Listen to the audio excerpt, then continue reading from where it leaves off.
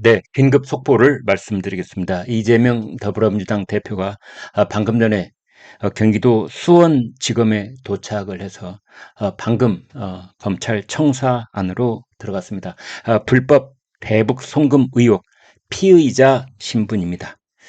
그런데 구급차가 대기하고 있고, 그 다음에 검사에게 조사를 받는 조사실 옆방에는 아주대학교 협조를 받아서 의사 한 명이 대기를 하고 있는 그런 상태에서 조사가 진행이 됩니다.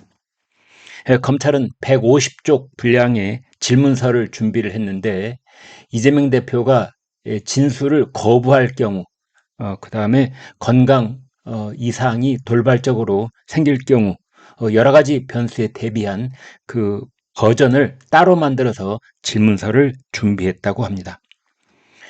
이재명 대표는 현장에 도착해서 그곳에 기다리고 있던 당뇨들하고 일일이 악수를 하고 일부 당뇨는 울먹이는 듯한 그런 모습을 보이기도 했습니다. 그리고 이재명 대표를 기다리고 있던 지지자들이 연호를 하면서 이재명 대표를 응원하는 그런 모습도 보였습니다. 이재명 대표는 미리 준비한 메모를 읽으면서 자신의 입장을 밝혔는데요.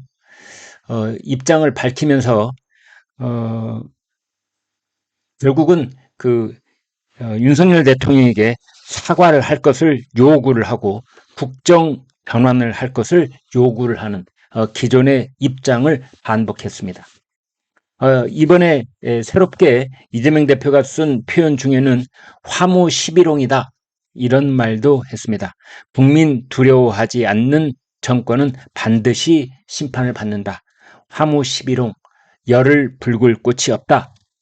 그런 의미에서 윤석열 정부가 반드시 심판을 받을 것이다.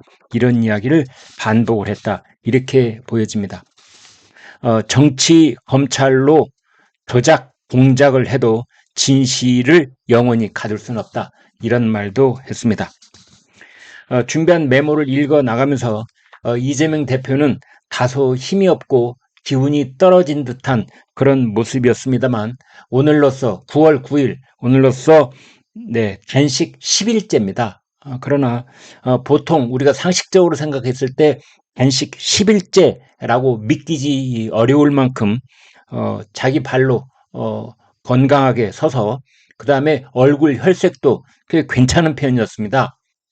그런 상태에서 다소 느릿느릿 걸음 동작을 했고 천천히 메모를 읽어가면서 윤석열 정부를 비판을 하고 검찰이 조작과 공작을 일삼고 있다. 따라서 반드시 심판받을 것이다. 뭐 이런 말을 입장을 현장에서 밝힌 뒤에 검찰청사 안으로 10시 25분쯤 들어갔습니다. 그래서 그 지지자들의 연호, 그 다음에 당뇨들이 일일이 악수를 나누면서 격려를 하는 모습, 구급차가 대기하는 모습, 그 다음에 조사실 옆방에 의사까지 대기하고 있는 모습, 그리고 여러 가지 상황에 대해서 검찰이 각가지 버전으로 질문서를 준비하지 않을 수 없는 상황, 마치 황제가 조사를 받으러 가는 것 같다. 그래서 황제 소환 같다. 뭐 이런 말도 나오고 있습니다. 속보가 나온 대로 계속 전해드리도록 하겠습니다. 여러분 고맙습니다.